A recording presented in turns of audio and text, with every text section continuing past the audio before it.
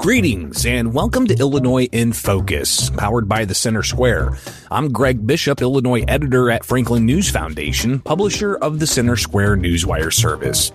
This week for Illinois in Focus, the Center Square reporter Jim Talamonte and I will discuss the state's economy, the impacts of trade deals, and what's going on in Chicago with their spending. Plus, we'll talk about several laws Governor J.B. Pritzker signed and one that is being pushed by the Secretary of State.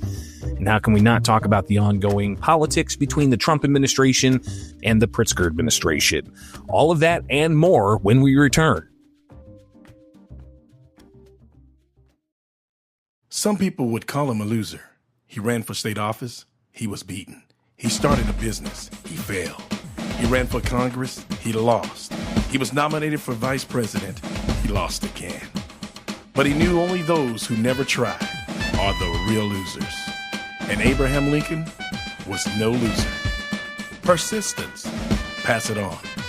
From the Foundation for a Better Life at values.com.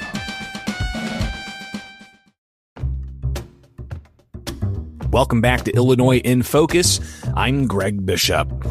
New economic numbers out this week showing the Trump administration's economic policy wins with about 3% growth and a lowering of the amount of inflation and a whole bunch of trade deals that he's announced. But is that something that's going to impact Illinois? We'll talk about that coming up with Jim Talamonte from the Center Square. But Jim, I wanted to start with a story you had first that's actually pretty explosive when you look at the amount of money that Illinois is seeing cross the state borders when people flee a state like the land of Lincoln. Tell us about that story.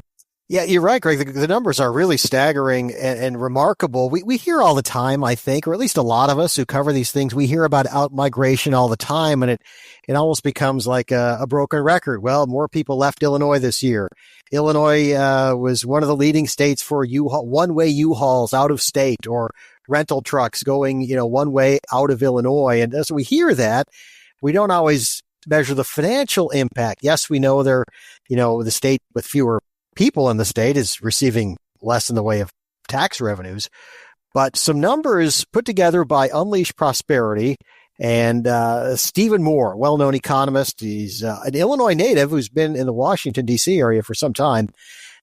Using data from the Internal Revenue Service and the U.S. Census Bureau, analysts found not only that Illinois lost more than 880,000 residents in the 10-year period from 2012 to 2022, but the amount of personal income that left with those residents was just remarkable. The total number in terms of net adjusted gross income loss for Illinois trailed only New York and California that suffered heavier losses. And Illinois was at over $63 billion, nearly $0.5 billion from 2012 to 2022. When you think about, we put that in the context of we cover state government a lot or county and city governments even more. So you put those dollar amounts in, back into our state. You think about what local units of government, state government could do with that.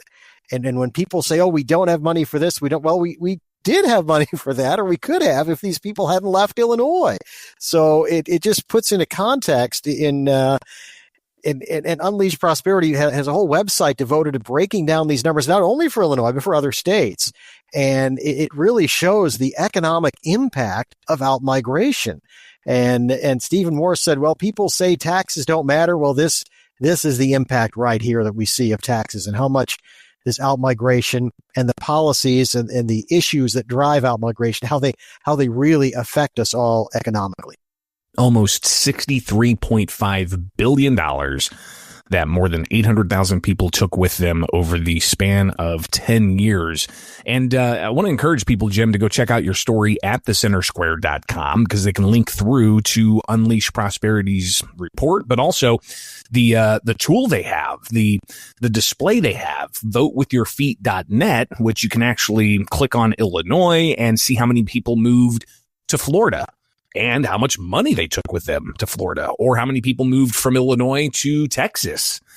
Believe it or not, Jim, but there are people more people moving from New York to Illinois than people moving from Illinois to New York. So I think people can have a lot of fun time checking out that website just to see the flow of people and money going from Illinois to other states. And people can find that again at thecentersquare.com with Jim's headline, Economist Explains Flight of People, Dollars from Illinois. Jim, as I was mentioning earlier, some pretty big wins in the economic slot for President Donald Trump. He just got back from the EU, announced a trade deal there. He announced trade deals with a bunch of other countries. You talked with manufacturers this week, in particular, the Illinois Manufacturers Association's Mark Denzler. How did he react to this news?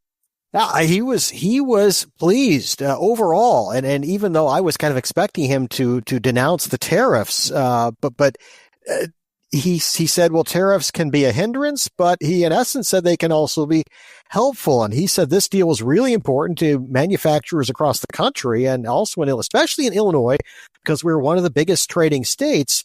Really important for stability and certainty. And it's interesting that the president, working over the weekend, announced this deal on a Sunday. I kind of thought that was strange because it certainly on the surface anyway appears to be a really impressive deal for the United States. I mean, the European countries, yes, would have the 15% tariff. So that could affect things we import from Europe, maybe European auto parts or things like that. But tariffs on U.S. industrial goods, they're eliminated for European purchases. And when we talk about energy, $750 billion worth of U.S. energy to be purchased by countries in the European Union. So, and also additional investments of $600 billion. So a big financial deal for the United States.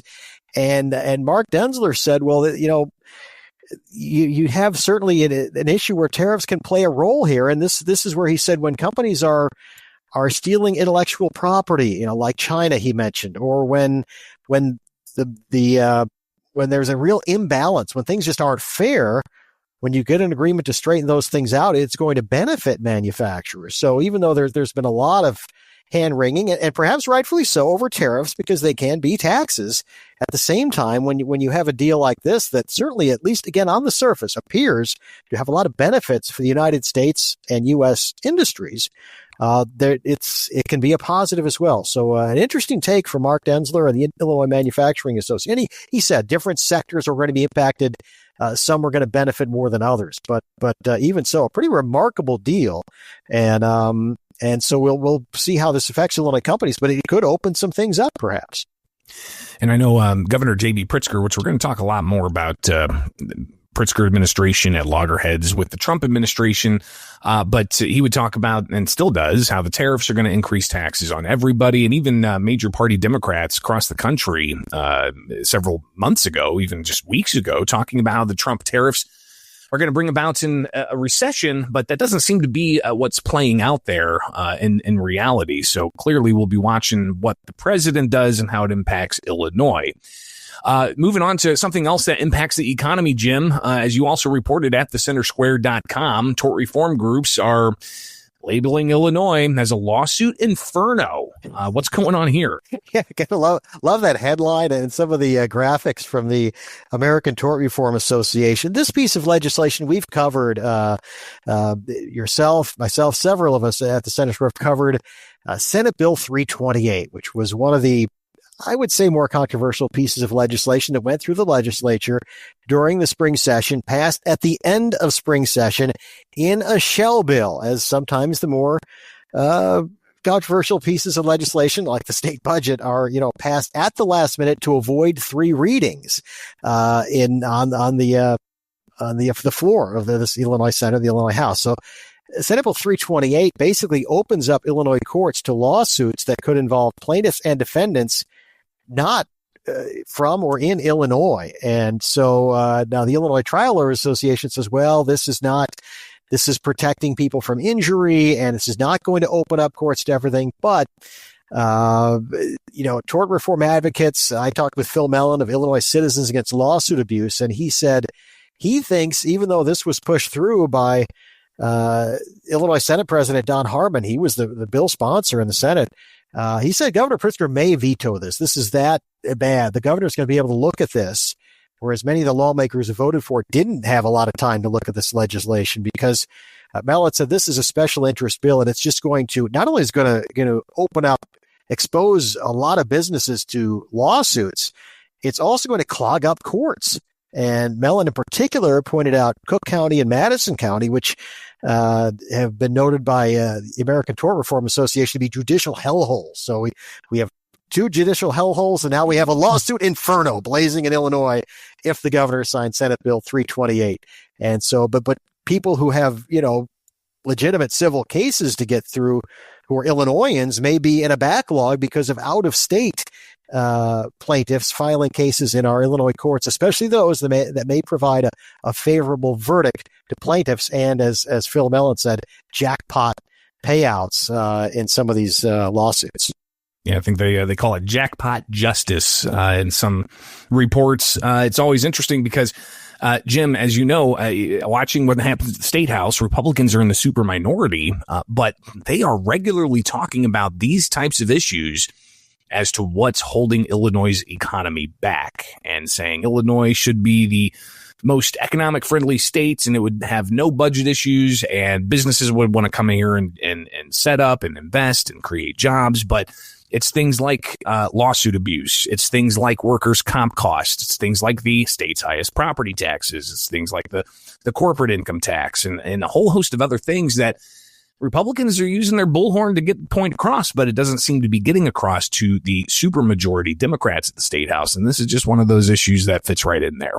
It is Illinois in Focus. I'm Greg Bishop, editor for Illinois at the Center Square, joined by Jim Talamonte, a reporter out of Chicago. And Jim, you watch Chicago pretty closely. And even though people down in Cairo may not really care about Chicago, they're impacted in certain ways, especially with as much money that the state gives the city of Chicago for a variety of things.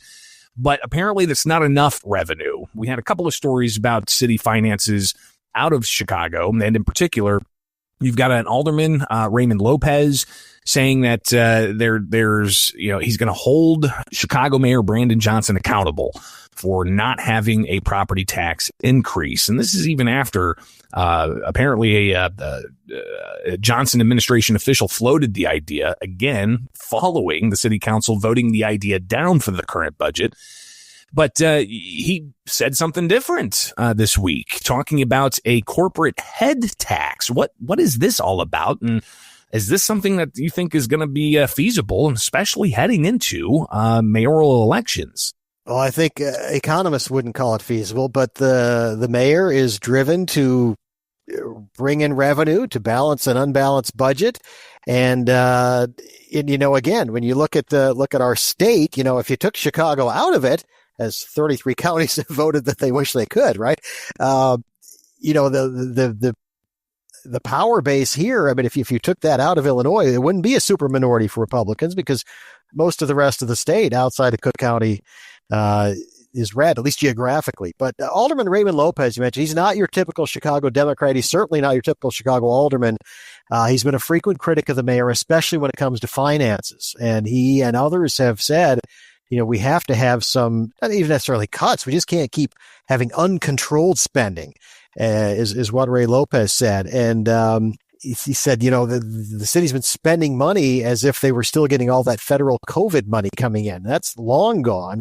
And so Lopez says we need to look at all the new jobs, programs, initiatives, expenditures that have been coming in under, especially the last two mayors, Lori Lightfoot and now the current mayor, Brandon Johnson. But Johnson's, power base is the Chicago Teachers Union, and they want just the opposite.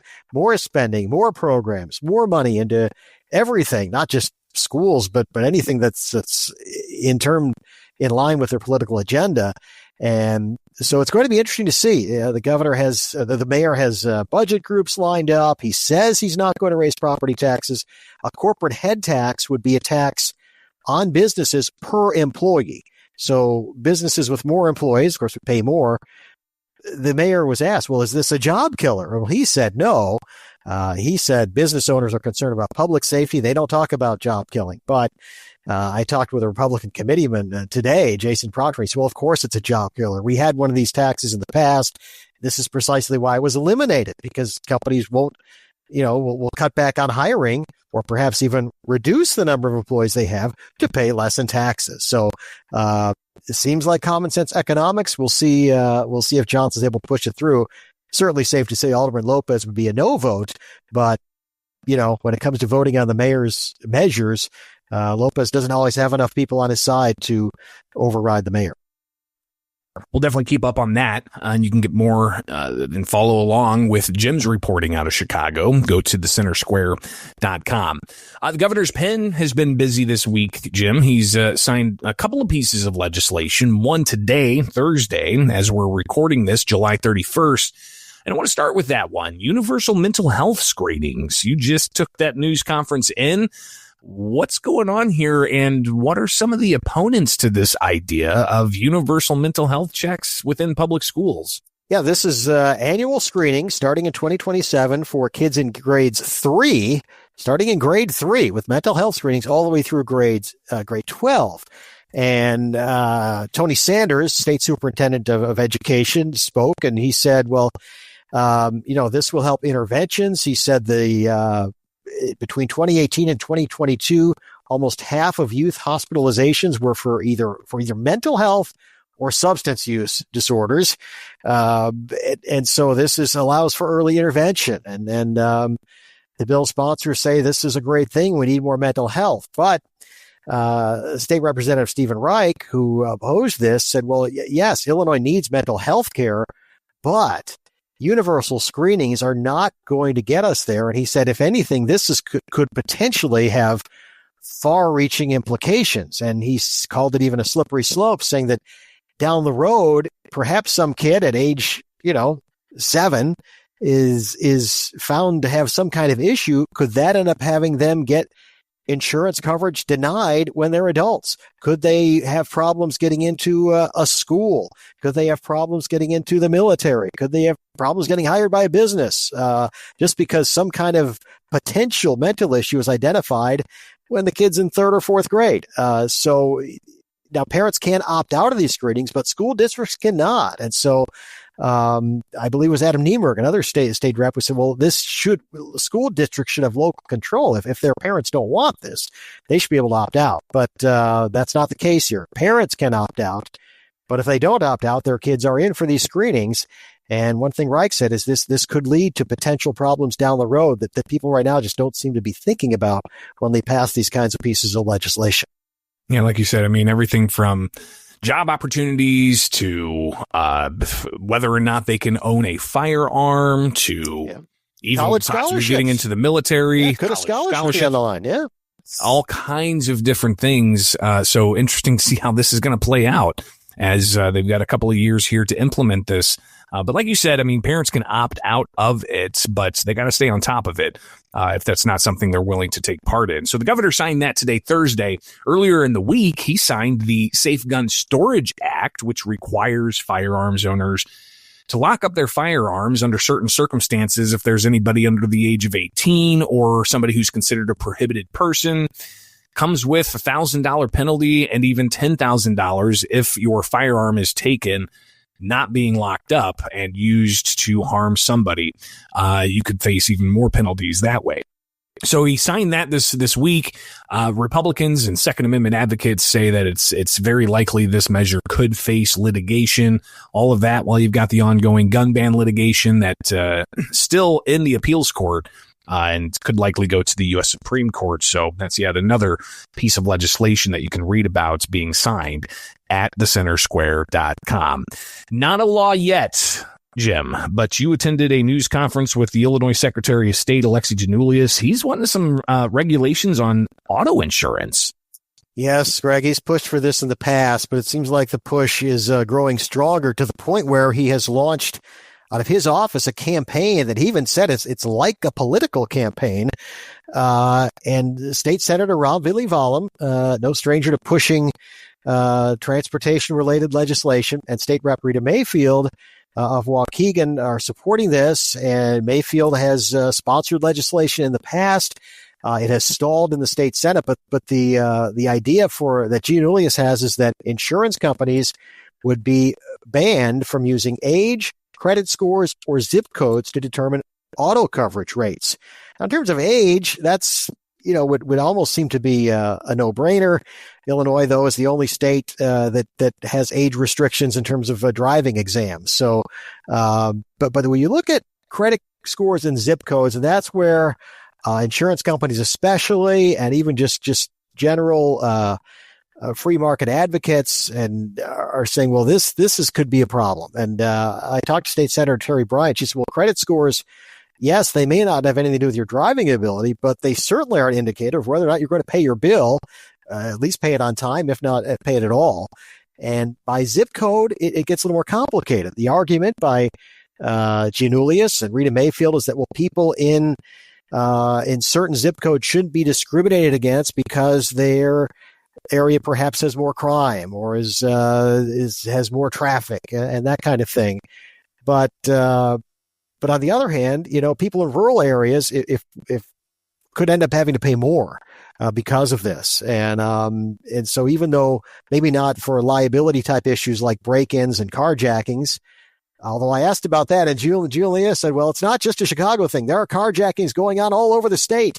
They're happening in rural areas. They're happening in Rockford. They're happening everywhere. It seems to me we have a lot more of them in Chicago, where I'm at, than most of you in the rest of the state do. But maybe that's just that's just my observation. But in terms of just the likelihood of a crash, it seems to me people on rural roads without a lot of traffic are less likely to have an incident than someone on congested urban thoroughfares. But this would eliminate that factor for insurance companies. And again, opponents of this say, well, this is going to raise premiums for everyone. And Senator Bryant said this could even drive insurance companies out of the market. It could be like what you had with the homeowners insurance in California when those wildfires happened. It just comes to a point where insurance companies say, well, it's not worth our while to be here. So it's going to be a debate. It's going to heat up, if not in the fall veto session, certainly next year, because you can tell that the Secretary of State and his legislative allies are adamant about trying to push this forward. And they're encouraging as many public stories as they can about people suffering from high insurance premiums. And we'll be watching that, especially if they want to bring that up during fall veto session in October or in the session that starts January of 2026. And of course, 2026 is going to be chock full of all kinds of election talk, Jim. And I think we just got a couple of minutes here to talk about this one, but Governor J.B. Pritzker has been traveling, doing the Democratic circuit, right? He's traveled across the country, even up in North Carolina. He gave a speech this past weekend. You tuned into that. Talk about how Trump is, again, the foil for Governor J.B. Pritzker. Yeah, I mean, since January 20th, it's been one attack after another. There's been a lot of rhetoric, in the State of the State, the budget address. It was the Nazi references. Last week, Kristi Noem, the Homeland Security Secretary, Governor Pritzker called her Ice Barbie several times. And then to North Carolina, he talked about how impressed he was with North Carolina Democrats. In addition to criticizing ICE, he also talked about how North Carolina Democrats have appealed to rural voters.